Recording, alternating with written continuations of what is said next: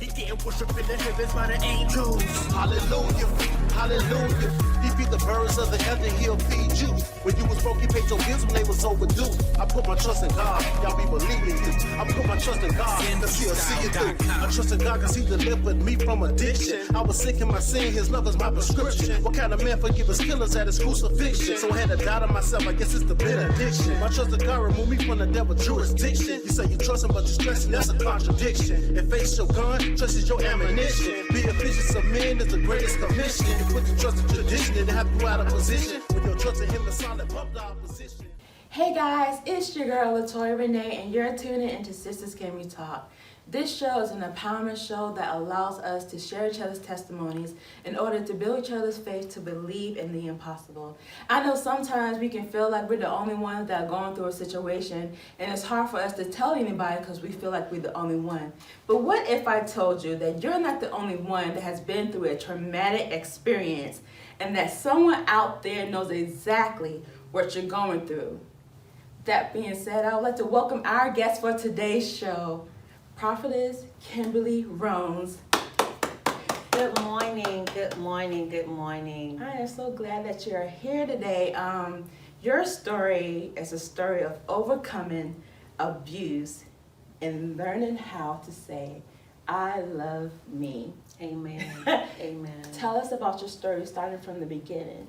Well, it goes back to when I was 9 years old. Mm-hmm. And a lot of people don't understand that when things happen to you, it will create something else, or it'll open up a door. And when I say 9 years old, that's when really rejection started. Right. I was 9 years old, and my father rejected me, Mm-hmm. and that opened a door for self-esteem. But then you say that you saw your dad, you went outside and your dad was walking by, and you said, hey Dad, and he just...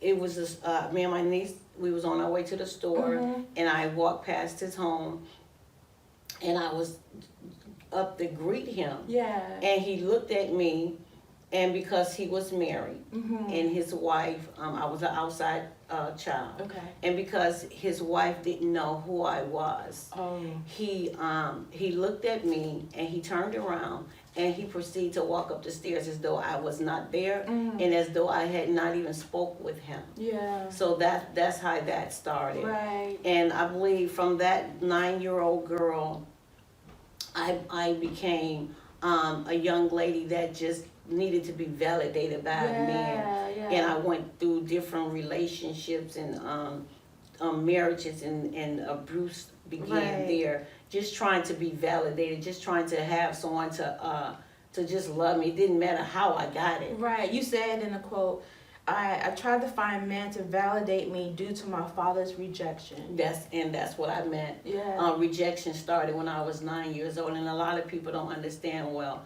How is it that domestic violence starts? Domestic violence starts for that little 9-year-old girl Mm-hmm. that experienced rejection. Yeah. And then when rejection came in, then it attached self-esteem. Yeah. And when self-esteem attached it, then it just began, it just like a Grow. tree, and Yeah. it just began to grow. Yeah. So it didn't matter how it happened, it was just there. Yeah. So I went through that from that 9-year-old girl Uh-huh. all the way up until I think I was 30. Mm-hmm. And I got into the ministry. I have already had a call on my life. Right. I had been baptized, Holy Ghost filled, speaking in tongues ever since I was 11. Yeah. And so but I still had that baggage. I still Yeah. carried that invisible suitcase. Yeah. And I preached a message, what lies beneath. Mm-hmm. And that message I preached, I think it was like in 2007. Mm-hmm. And that message was what lies beneath. And God spoke to me. He said, we're about to deal with the 9-year-old girl. Yes. Because I had to go all the way back, even though I was an adult. Right. And I had been in a couple of marriages that was Yeah. very abusive. I And was we'll gonna- talk about that in a little bit. Yeah. But just getting back to where it all started. Right. You know, he said I had to deal with the 9-year-old girl, and so the 9-year-old girl had to be dealt with. Right. And I was 30 then, remember. I was 30, but he had to deal with the 9-year-old girl. So in order for Annie's house, which we'll be talking about that in a little bit, before that can be birthed, I had to deal with that. Right. And a lot of us don't know how to go back and deal with I was going that. to say, like, when God starts to elevate you, in order for him to elevate you, you have to go back and deal with the stuff that was inside of you from from birth, not birth, but from childhood. Yes. Because Trauma. for me, it was rejection. And that knowing, and it's fun because when you're an adult, you trying to do things and whatever, and you kind of forget where things started. And then when he starts to bring stuff back to you, you be like, oh yeah, I remember that. And he said, yes. Now we need to deal with that. You old enough for me to listen in order for us to go ahead and deal with that. You know, I have this motto that I state: you can't conquer nothing that you don't confront. Yes. And I think a lot of us don't like to confront things because it's too painful. I was going to say it's too hard. It's too painful. It's too painful. Yeah. Well, we have to learn how to. As we were little and we rode a bike and we scratched our knee. Yeah. And we had that little black sore. And we didn't want to deal with that because it hurt. Right. It was painful and you had the little infection in the Yeah. And so your mother just got tired of it and she just poured it off. And cleaned it. And that's how God does sometimes. Yeah. Sometimes he had to put us in that place. Right. And just deal with the sore. Right. And that's what he had to do with me as far as the 9-year-old girl. He had to deal with that 9-year-old. He had to pull the scab off in order to deal with the young lady to be who I am today. Right. To be able to help someone else. Yes. So that's my testimony. Yes. That's how I became to be the woman of God that I am. And there's so many other people that goes through so many other things. Mine were rejection, and because of rejection, domestic violence was birthed out. You said of your it. first husband, you met him when you was 14 years old. 14, yes. Yeah, I was 14 years old, and it was good for a moment. But then it turned out bad. We were together from the time I was 14. So there was like no red flags or... Not at first. Yeah. No, it wasn't at first. I believe due to the fact that was my very, very first boyfriend. And he was like 6 years older than me. But he took care of me, like a father figure. He protected me. He took something care that you was we're going back to there. We're going back to there. Something that I missed that I didn't have. Yes. And so he was the antidote. Yes. But sometimes antidote, it wears off. Right. And the real person show up. Because guess what? I come to realize that hurt people. Yes. And he had a lot of things underneath him that it dealt with his childhood. Right. That began to surface. Yes. Because sometimes we would show stuff that will come up and then it will be a reflection of what's going on with you. Right. And so it went bad, My very first experience with domestic violence with him is when he choked me, and it was like, oh my God! But I didn't get enough because guess what? He still was taking care of me. He was still doing this. He was still doing that. And then it was the second time that he picked me up and had me hanging over a bridge. Wow. And mind you, by this time I have a son. Yeah. That's 1.5 years old. Yes. And I'm like, oh my God. What was you thinking in that moment? Lord, please don't let this man drop me, because he was I was just hanging. Right. And I'm like, Lord, just help me. And he finally picked me up and he was like, you don't say that no more. You don't talk unless I'm telling you to talk. So it was a long time that I wouldn't even say stuff, because I knew if I smiled or whatever it may be, I didn't want nothing to be true, because guess what? I had to go home. Right. What was your breaking point? The breaking point was when it was 1987. And I was in the kitchen, and I don't know what happened, but I know he just went crazy. And he threw me against the refrigerator. And at that time, I only weighed maybe 130 pounds. Yeah. I was real small Yeah. at that time. Not like I am now, but anyway. And I was paralyzed. Yeah. And yeah, they took me to Samaritan Hospital in Detroit. And they said, well, they asked me to do my fingers and Right. hands and legs, and I couldn't feel anything. Wow. I was paralyzed. Right. And they had to transfer me from some Samaritan Hospital to Mount Carmel, and that was a trauma hospital on the west side. Mm. And I was there for almost 3 days. Wow. And I couldn't move. They had me on a board, and the only thing I could do was look up at the ceiling, just like these lights. Mm. And at the time, I had 2 kids now. I Yeah. had Sam, that was 5, Mhm. and Kevin, that was 3. Yeah. And I told God, I said, I just know you're not going to leave me like this. Yeah. I know you can't leave me like this. I got 2 boys to raise. Yeah. But I was rolled in there. Come on. But I walked out of there. Yes. And a lot of people don't understand why I praise God like I do. Uh-huh. I'm a praiser. I run, I Yes. jump, I shout. Yes. I do all those things because At it one was point, nobody but right. God. But I can honestly tell you today, Miss Toya, I don't have no pins in my leg. I don't have no pins, no needles. I don't have none of that. Yes. So I'm a walking testimony. Yes. I am a walking testimony. Yes. So Yes. when you see me shout, When you have no idea. yes. You have no idea. You have no idea.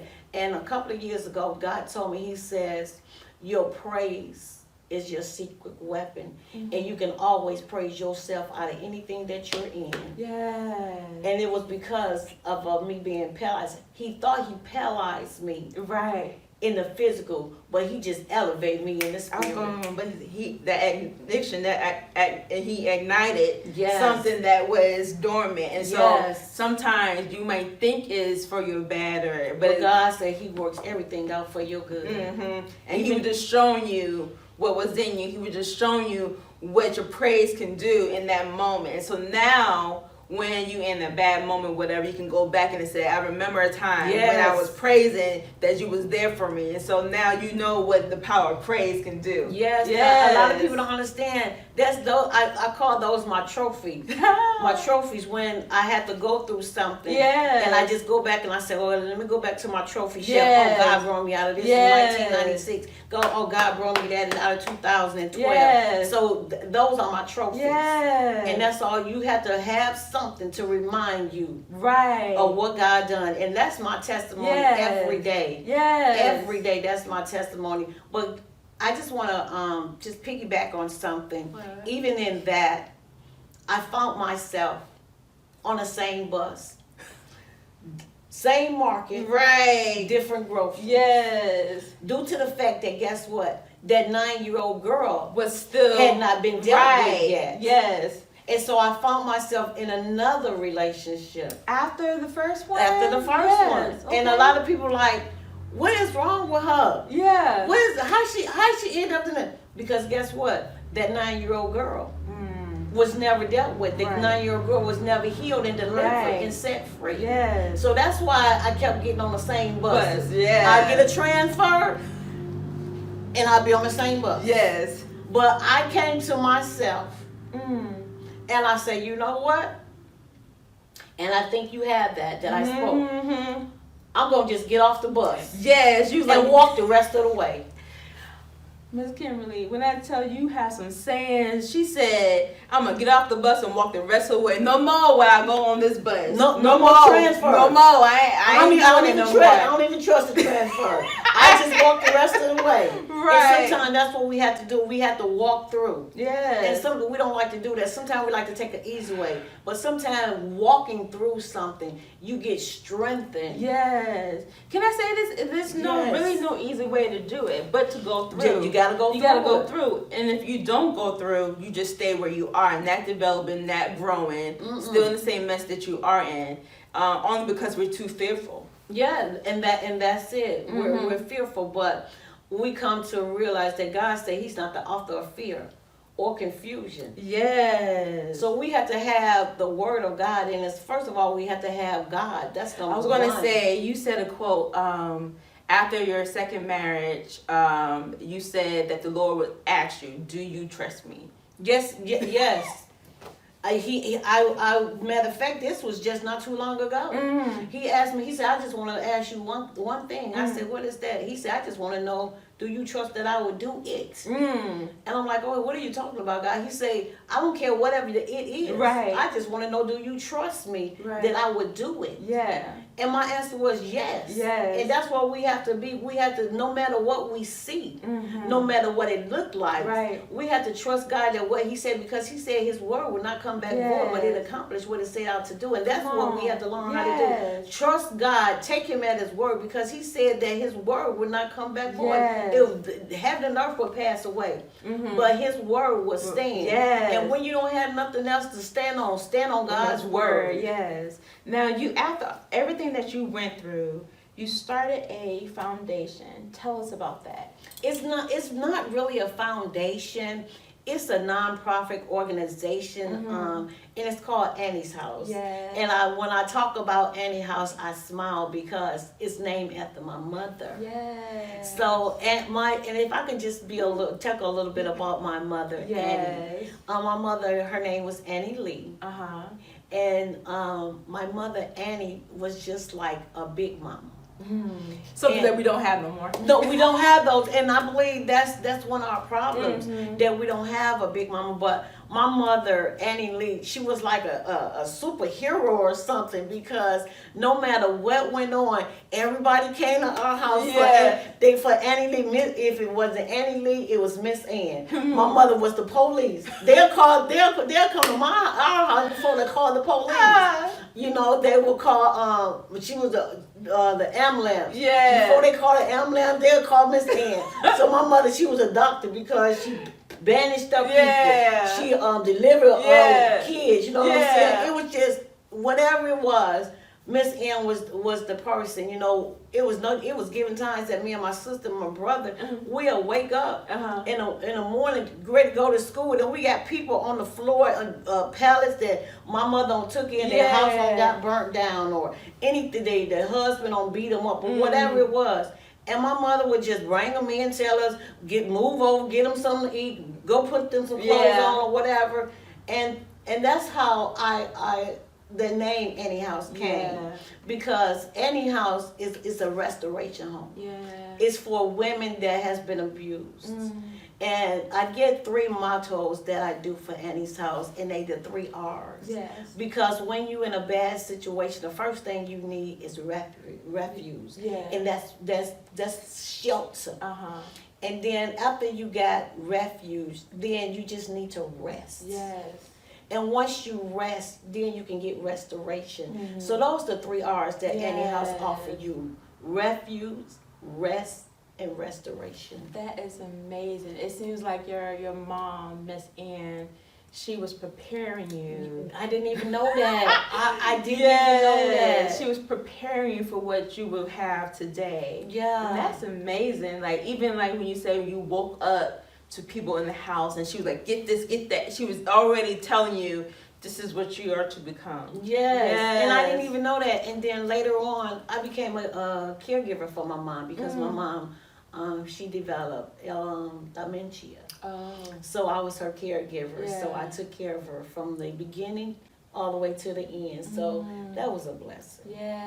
So she was preparing me from day one. From day one, she was preparing me. So it's a good thing. It's really good to is. have people in your life, especially when you have a child and you can see something in them. It's good to be like, okay, there's something in you, so I'm going to cultivate it. And a lot of us, we're not always able to have that, but when we do, we don't need to take it for granted, because your mom was at a very young age. She was just pouring into you. So now you can.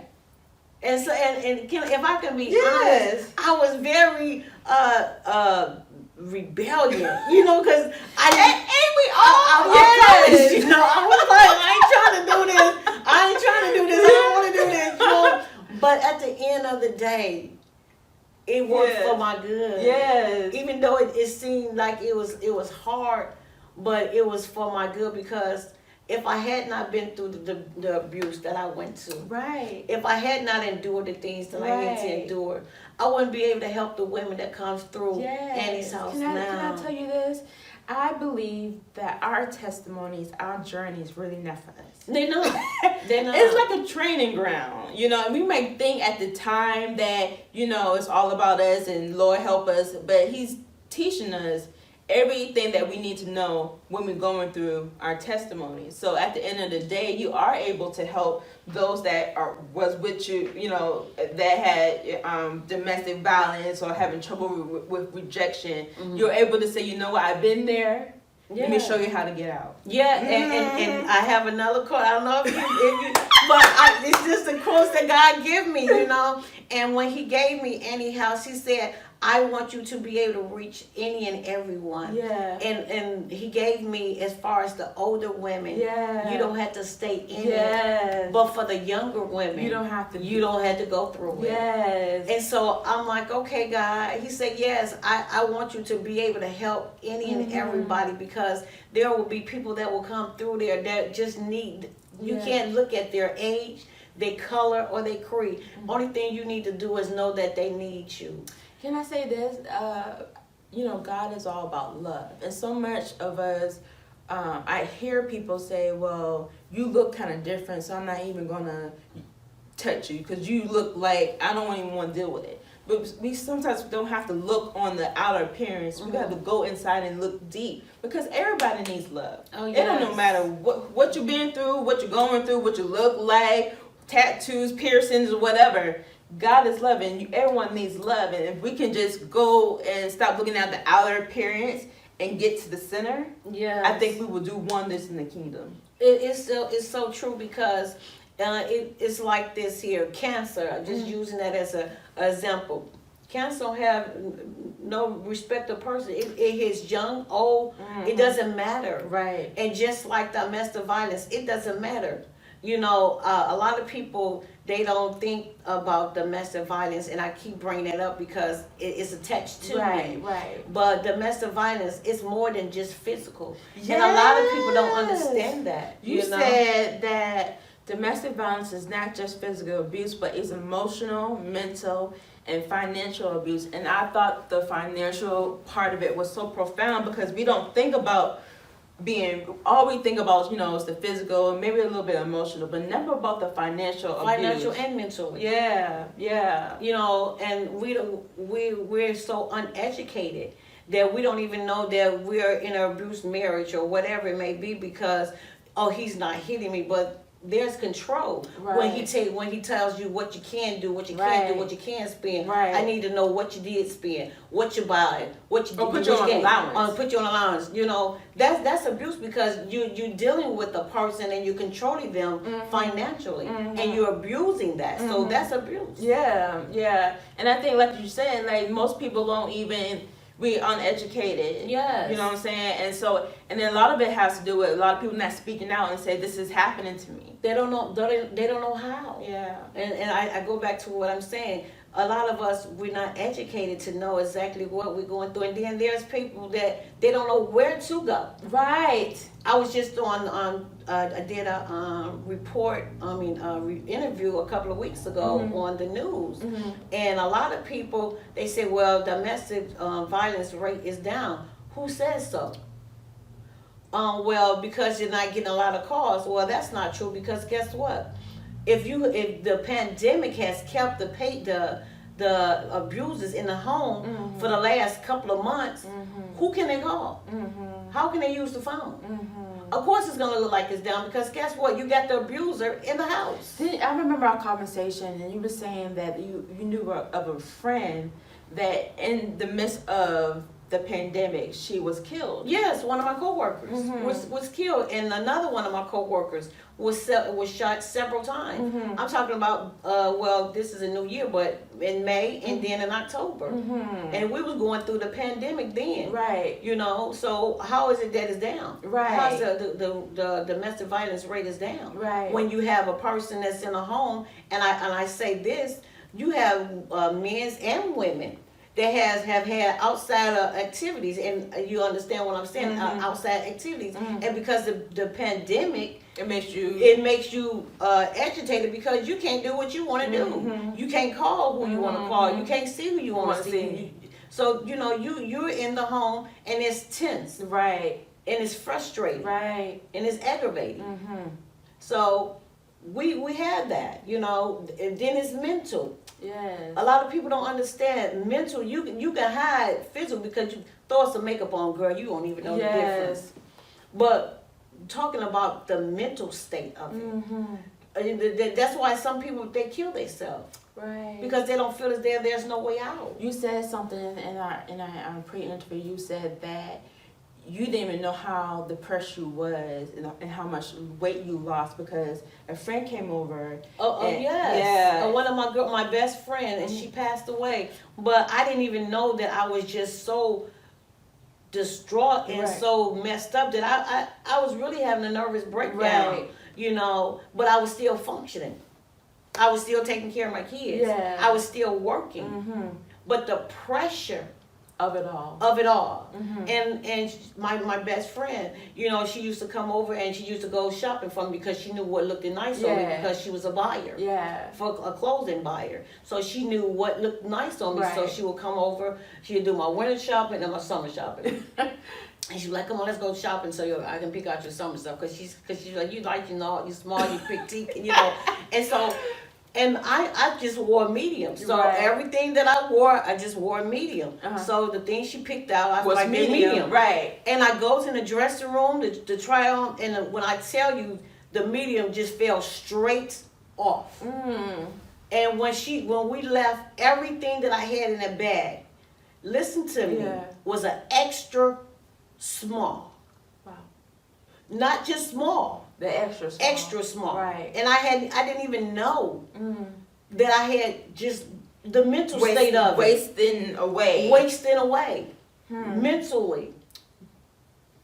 It just, and I think awareness needs to be out there. I'm so glad that your nonprofit is doing what it's doing, because not only is it a shelter for domestic violence, you are educating people on what are the signs for domestic violence. Yes. So that would be my next question. What are the signs for domestic violence? Well, some of the signs is isolation, and when you can tell just when someone is dealing with some kind of abuse because they isolated, they're timid, they're very standoffish because they don't want no attention because they know if they draw any kind of attention or anything, they already know what the consequences, repercussions are. Right. And so those are just some of the things, the children. Yeah. You can't talk to the kids because the kids know. Yeah. So you have to keep them isolated. Yeah. No,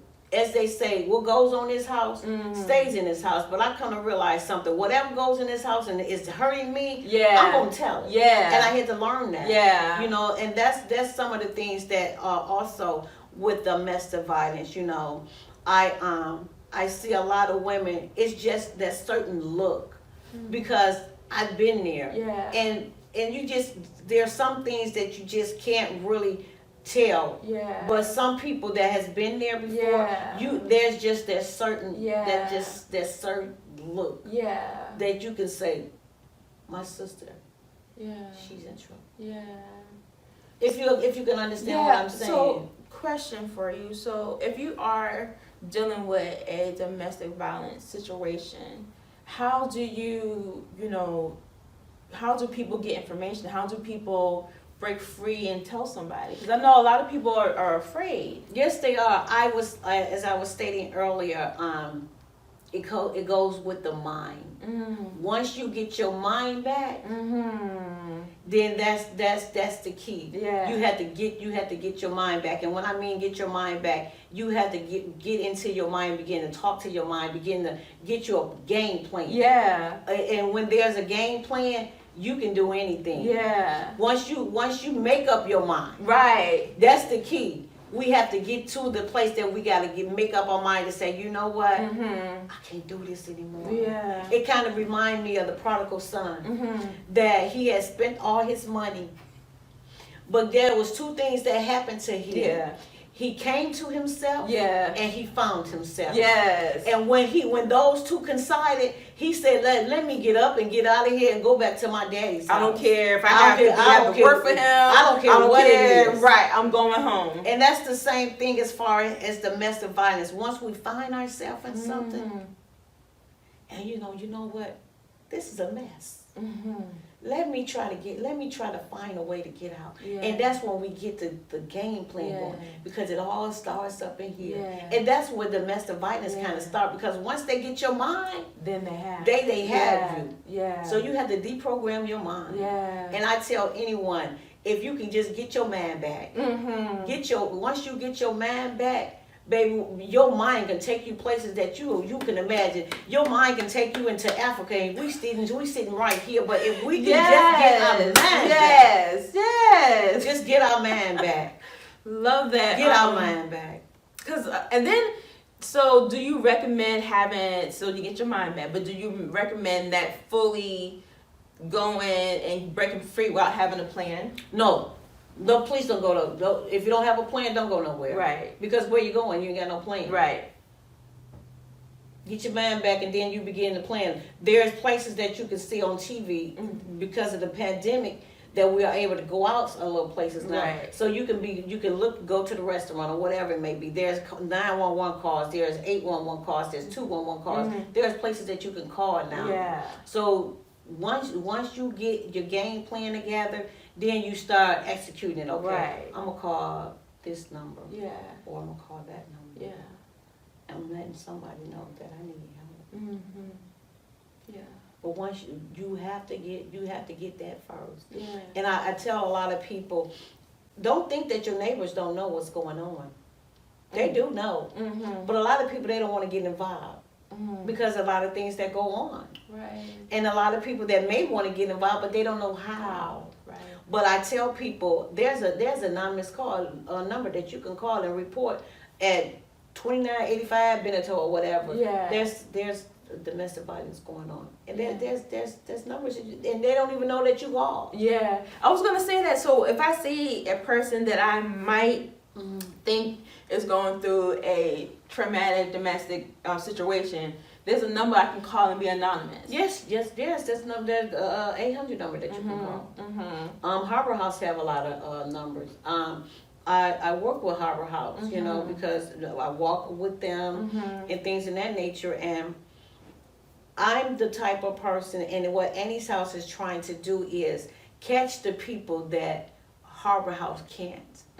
That maybe there's some ones that just has fell through the cracks, if you know what I'm saying. I want to be able to catch them. Yeah.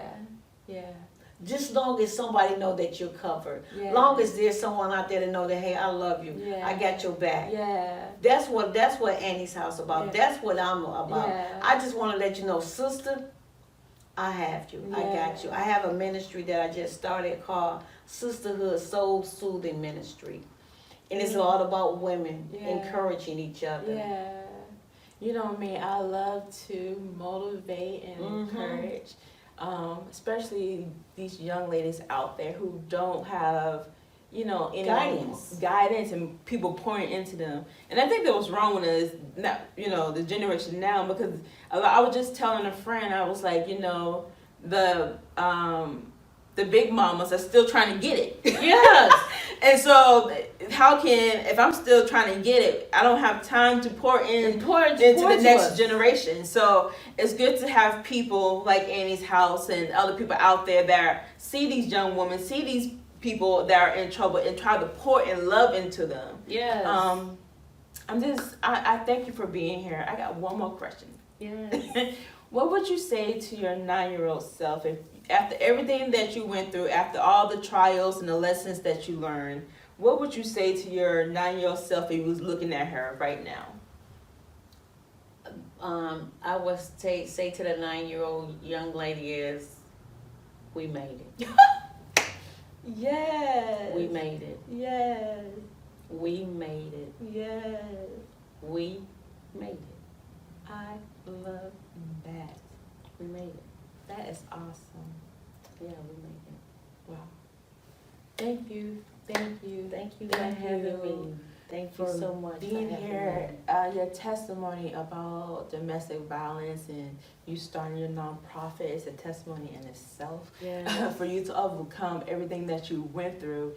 And I always tell ladies that I meet, just to be sitting next to someone so awesome, it does something to me. Not only does, it does something to our viewers that are watching, but I get something out of it myself. I can look at myself and like, you know what? I can be stronger just by our conversation. Yes. So thank you so much for just being here and just sharing your story. Tell us what our viewers, where they can find. Tell them your information about Annie's house. I have Annie's house. Annie's house has a website. Annie's house, www.annieshouse.01. And we have Annie's house Facebook. Okay. We have Annie's house email. annieshouse@gmail.com. Come on. And we also have Annie's house flyers. We have Annie's house safe haven temporarily shelter. Wow. We have Annie's house phone number, which Yes. is 904 728-8977. So Yes. you can also reach us anywhere: Facebook, Instagram, website. Yes. We have it all. Yes. I love that because it don't matter where. Email, we got you. Facebook, if you're looking, we have you. Mhm. Got the phone number. Yes. So you have all avenues covered. Yes, And yes. That's amazing. So guys, if you're out there, just like I said earlier, someone has been where you are right now. If you are in a domestic violence situation, there's someone that has been on the other side, and now this person has a nonprofit that can be able to help you. And so if you are in a place where you say, you know what, I'm ready. There's people out there that are ready to help.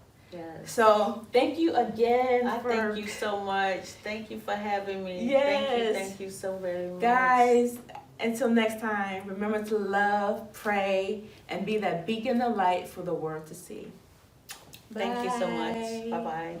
He made those. He getting worship in the heavens by the angels. Hallelujah, hallelujah. He feed the birds of the heaven, he'll feed you. When you was broke, he paid your bills when they was overdue. I put my trust in God, y'all be believing you. I put my trust in God, cause he'll see it through. I trust in God cause he delivered me from addiction. I was sick in my sin, his love is my prescription. What kind of man forgive his killers at his crucifixion? So I had to die to myself, I guess it's the benediction. My trust in God remove me from the devil's jurisdiction. You say you trust him, but you're stressing, that's a contradiction.